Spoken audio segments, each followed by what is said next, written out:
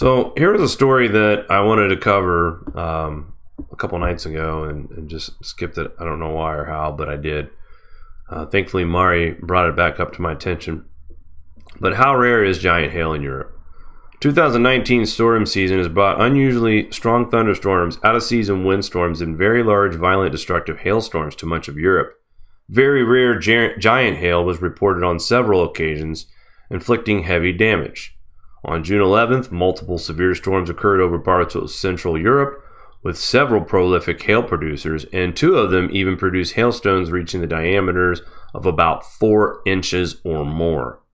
Such large hail was reported all over western Poland, with some of the largest measuring around 4.7 inches, according to a report published by the European Severe Storm Laboratory. Or laboratory. You say dynamo, I say dynamo. This makes it the biggest officially measured hailstone in this country, according to our partner at Skywarn Paleska. Giant hail also occurred in southern Slovenia, northern Croatia, with a maximum reported hail diameter of 4.3 inches. The hailstorm actually tracked very close to the path of another giant hailstorm producer that struck last year in Slovenia with a 4.7 inch diameter hailstone. Again, these used to be pictures that we would see every once in a while. And we have multiple reports of large hail like this on a daily basis here in the United States, here in Europe. What does hail that size do to the crops? Take a look. This is damaged from the hail. It looks like someone took a bite out of this apple. But that is just the force of the hail. First of all, these apples are forced to the ground and then pelted by these giant hailstones. Take a look at some more crop damage real quick. Look at that. That's total loss right there. There's no, sprinkling it and pulling the bad stuff out and hoping it comes back up. That's total loss. I have to stop for a minute on this picture. And we have to really realize that this is not just a regional problem right now. The United States, parts of its agricultural world is underwater. Some of it's receding now, which is good news. But now we're dealing with contaminated soil in parts where the water is receding. And then we cover European weather as well. And then we see this stuff. The apples destroyed. These fields, they're not coming back. Crops are destroyed, and this is the worst time of the year for that to be happening. More hail problems. Looks like snowfall, but that's hail. Good 3 to 4 inches of hail there on the ground. Excellent report here, but I mean, to see all of the hail reported, the medium to moderate to major hail reports across Europe, all over, just in the past 2 weeks alone, is completely off the charts, if you ask me. So, great reporting again from Watchers.news. And let's take a look at some of the U.S. weather before we get into our GFS outlook. First day of summer, Montana. Colorado was in on winter weather advisory with 4 inches of snow expected from that particular storm. So more rounds of severe weather, flash flooding to plague the plains Midwest through the weekend. According to weather.com, damaging winds, large hail, and a few tornadoes are all possible. Many areas from the plains, Mississippi, Ohio valleys could pick up 1 to 3 inches of rain. This will likely trigger localized flooding. I gave a shout out to my brother earlier this week. I told him around the 27th, you will start to see some dry weather. But until then, we are going to still see more of the same. Rain, dry, rain, dry, rain, dry before we hit a few days of dry weather in that region. Clusters of thunderstorms continue to ride around the ridge of the high pressure from Colorado eastward to Missouri and southeastward to southeast coast. Some of these storms will continue well into the overnight hours, damaging thunderstorms, winds, and perhaps a few embedded tornadoes are possible with these clusters. A double line of thunderstorms brought strong winds and speeds up to 75 miles per hour to parts of Illinois and Missouri late Friday afternoon into early this evening. Trees were down in portions of both states. A semi was overturned in western Kentucky near Paducah early Friday evening. Squall lines late Thursday night and Friday produced high winds and wind damage across southern Nebraska and northern Kansas and Missouri.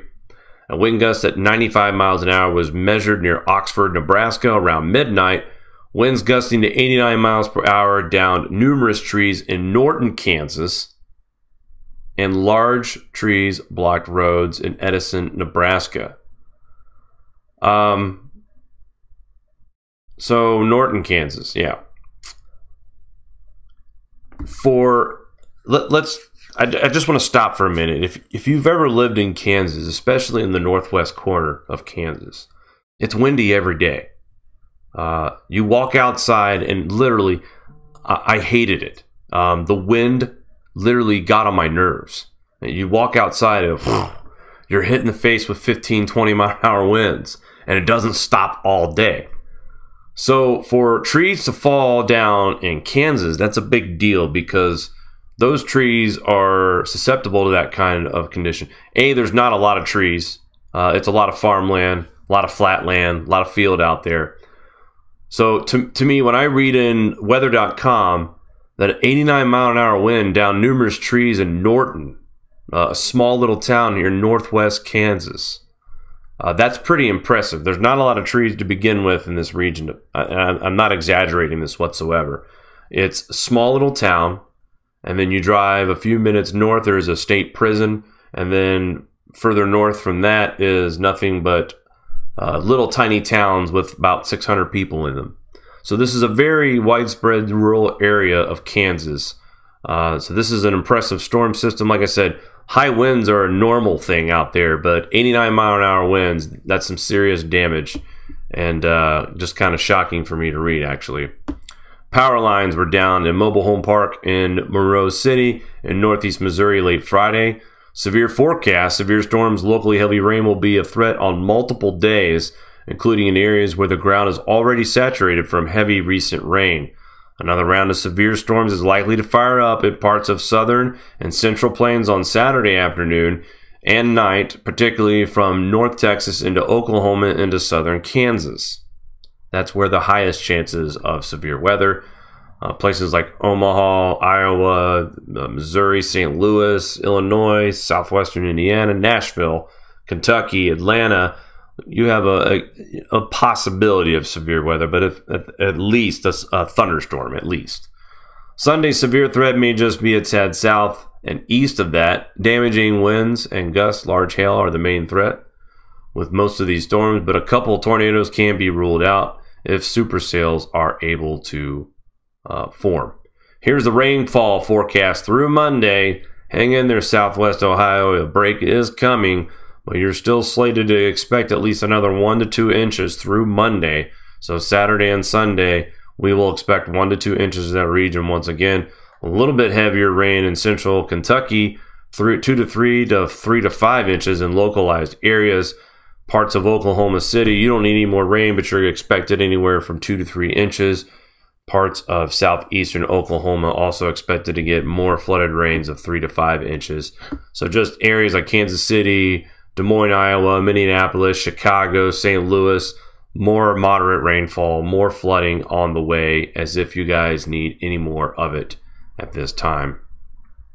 Current look at our satellite tonight. A big portion of storms heading across the United States, diving through southwestern Illinois and Indiana. Let's go ahead and take a look at our friends here at Tropical Tidbits. As we start off tonight, storms and showers rumbling through Indiana and Illinois. They will intensify overnight into early morning Saturday. The Dakotas also experiencing some rain showers. This rainfall will not be that intense, but what we have developing on Sunday in Oklahoma, Kansas, Iowa, Missouri, and parts of Arkansas might be a bit different. And also, guys, we are looking at a chance of snow showers in parts of Colorado on June 23rd. That's Sunday, folks. Heavy rain across southern Indiana into Kentucky once again. The Ohio Valley is threatened by more showers and storms on Monday. And the weak system moves through the Midwest into the South by Tuesday. And then expect a little bit more of a drying pattern after the 27th. Here's some light showers moving through the Southwest Ohio area.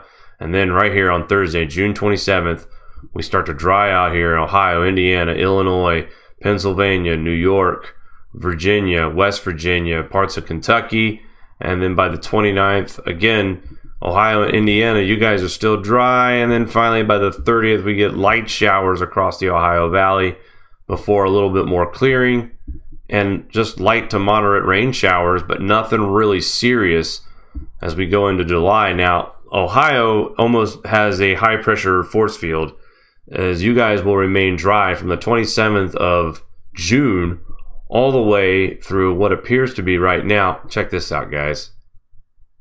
Very nasty little storm coming there across Nebraska on the 2nd of July. We will watch that one. But look at this. July 2nd, still no rain for the Ohio Valley. July 4th, your 4th of July evening should be clear. No rain. But it just seems like the rain is edging around Ohio. Look at this. July 5th. It's going to rain in the northeast and the southern parts of Ohio. But Ohio River and south, rain, dry above. So there is definitely some kind of barrier here that the state of Ohio basically won't see another raindrop at this point. If this forecast holds true, which Wednesday night I noticed that we were going to have a few dry days, but this is indicating from June 27th through July 7th, the state of Ohio should not get another drop of rain, which right now there's still tons of damage from the Memorial Day weekend tornado, and they have been getting tons of rain as well. They're flooding out. They need the dry time to clean up for sure. So let's talk about the rest of the United States. The South and Texas and Oklahoma, you guys still dealing with bouts of heavy rain. June 24th, another system develops behind that on the 27th. But really, guys, for the South, except for a couple spots in the northern plains, we're just looking at some moderate rain showers. Normal rainfall for summer, maybe a little bit heavy at times, but nothing too amazing, nothing too crazy. The unfortunate part is that the amount of rain that we already have received so far in the month of June is that this little bit of rain can still cause big problems. Big problems with the crops, still. Let's actually watch a region together. Let me get the old handy dandy. This is what we need. This area right here needs to stay dry for sure. All right. And that's the last time we see any kind of rain chances. Indiana, Illinois, you're still going to have problems. Then we get some dry weather. But it doesn't last too long for Indiana and Illinois. Mainly for Ohio. Still enough dry days in Indiana, Illinois where we should be able to see some significant improvement. But again, if we have cloud coverage, which I believe we will, even though we're not getting any moisture in this little pocket, I'm positive we'll still see cloud coverage in that region. So, a friend of mine from Nebraska, Matt, talks to me about crops and how we need certain amount of heat for those crops to get going. And let's watch Nebraska over the next several days. Again, spotty chances for moisture across Kansas and Nebraska. Couple decent sized low pressure systems move over, but again, temperature wise, where are we going to be at? Let's find out.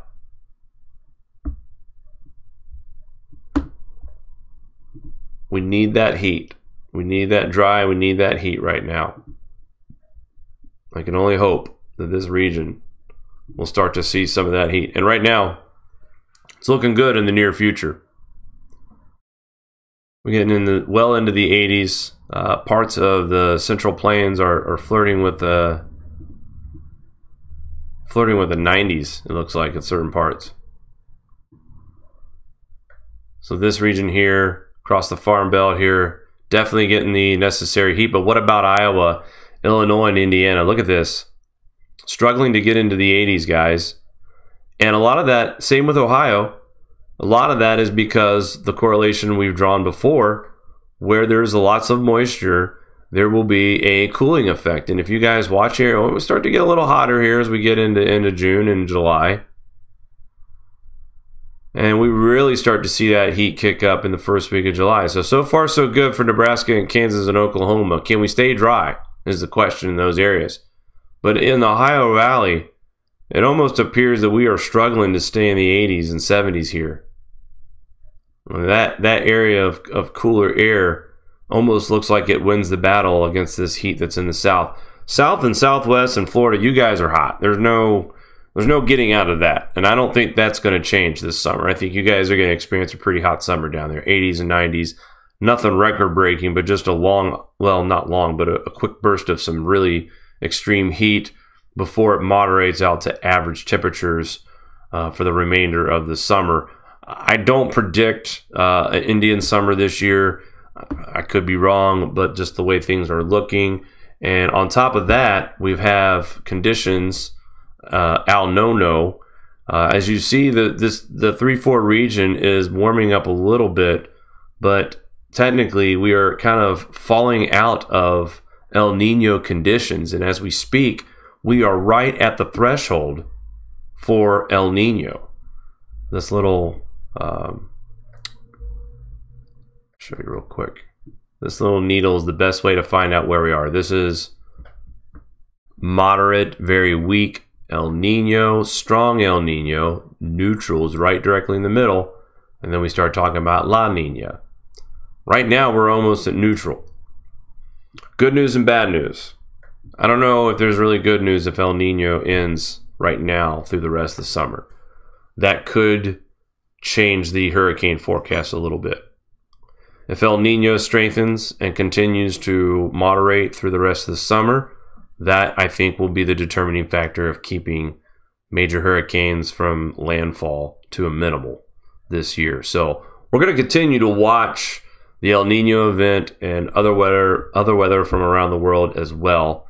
Mari, that's pretty much what I got for tonight. Did you want to come up here and say hello and give out the usual shout outs that we do? Hello, my GSM family. How's everyone doing in the chat? As always, it's been a pleasure. Let's see what we got here for comments. We got Our Star Project says hello from Arizona. It's 95 degrees there tomorrow. It's actually going to be 8 degrees below normal and 14 degrees below last year on this date. So she says, she or he, I don't know, Our Star Project, could go either way, is enjoying a beautiful solstice sunset. Nice. I love Arizona. What a beautiful state that is. Yeah. Ian says that, here's his direct quote, just for you, Jake, because you're on camera with your little head and your big microphone. All right, this one's for Ian. Hello, Ian. Guys, he says, you guys make the coming apocalypse seem so enjoyable. We are listening to the intro to global mass starvation, and who knew it would be so interesting?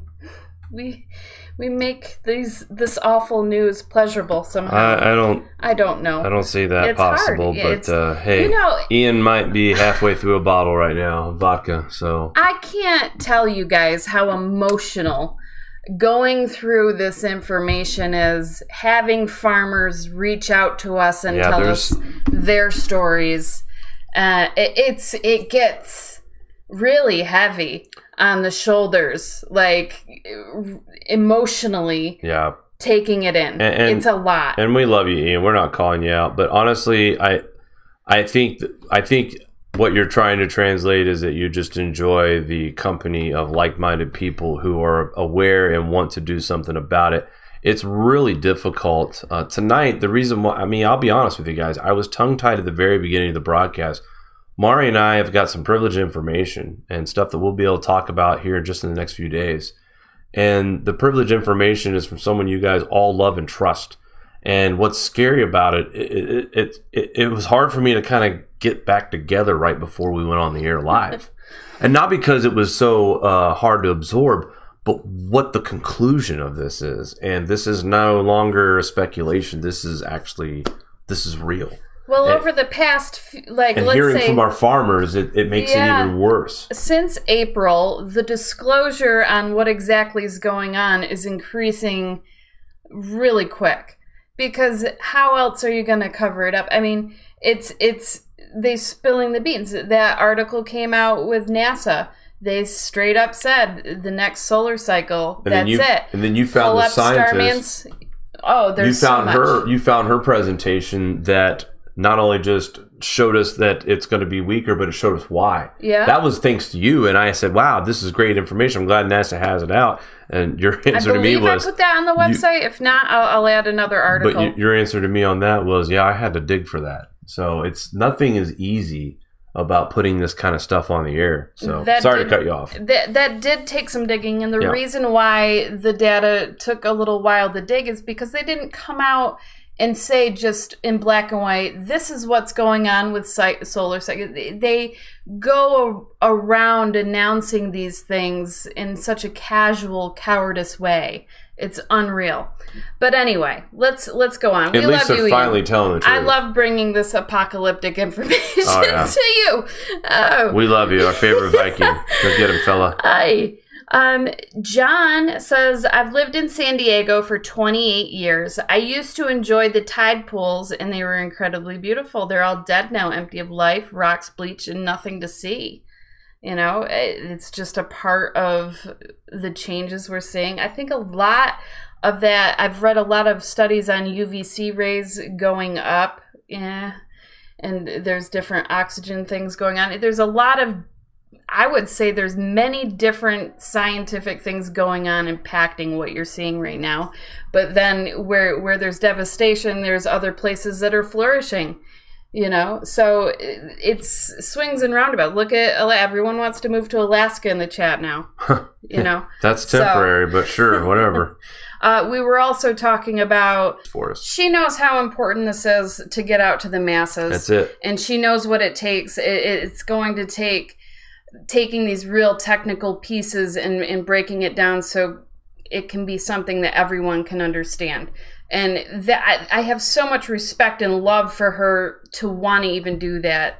You know, not all scientists have that compassion for humanity where she actually wants to put herself out there and make a difference. And I see that in her. She's just a brilliant soul. So I'm excited for the interview we have scheduled for her. Yep. Her presentation that she's put together on her paper, breaking it down really simplistically so people understand it better, and other things that she's working on to help educate people on solar physics at an elementary level. I'm excited about that. And we'll finally get to be able to talk about that blurred out slide after this paper. The famous blurred out slide. We'll finally get to talk about that, and you don't want to miss it. I think there was several blurred out slides, and that's because it's her. She didn't want her work stolen yet. Yeah, I mean, it's on embargo. There's things that are under review. Some of it needed to be edited, tweaked, and everything. And now it's almost on its way out the door to be available for public consumption. And you all will see that soon. And she will share that with us in her presentation. That we'll go over with her. It's going to be awesome. I'm really excited about it. And I'll give you a hint on what's happening in the near future. Let's just say there is a new website coming out, and that's all I'm going to say. So, there, Mari. Why did you say that, I'm excited. I'm excited. Sorry. He's just excited that I'm excited that well, look, this is a good time for Dr. Zarkova, especially when NASA is going to admit that weaker magnetism indicates their prediction for solar cycles, and what they're seeing, to me, only triples, quadruple confirms what the work of... I can't believe you spilled the beans on that, Jake. I didn't. There's nothing I didn't say that you're. I'm just gonna come out and say. Still, well, no. I'm gonna. No, I'm gonna. Don't ruin the surprise. Well, you know. Don't ruin the surprise. No, it's not a surprise anymore. Let's see what the people in the chat are saying. It's not. I'm just helping Valentina build a website. And it's going to be catered, part of it's going to be catered to the public, part of it's going to be catered to the science part of it. So yeah, you want to go and understand her work, you click on the public section, and we're going to build glossaries and everything that links to different words. If you don't know a word, it's going to link to it's going to be a really cool website, and it's just a great place for people to learn about the physics behind her predictions with grand minimums, super grand minimums, and so on. I'm excited. The website will feature the paper that's being released here soon, and also will just really feature all of Valentina's work. And I'm excited for Mari to be able to be a part of getting this information out. This is huge. Helping Valentina Zarkova set up a platform and a website to produce this content is exciting for us, just because it's what when we first started the channel, we knew exactly that we were going into some bad times, and we want to be a part of relaying that information. This news has been a passion for us for the past 3 years, and we work very hard, especially Mari. Well, it's an honor for me. Yeah, definitely an honor. Because I have a lot of respect for her, and I really, truly appreciate what she does. You know, being a scientist and having some information that comes out that isn't what the majority is really expecting to hear, it's a thankless job. Yep. And I can sympathize with that and empathize with her, because we have to deliver. We're the barons of bad news a lot of the time, too. It's not very rewarding.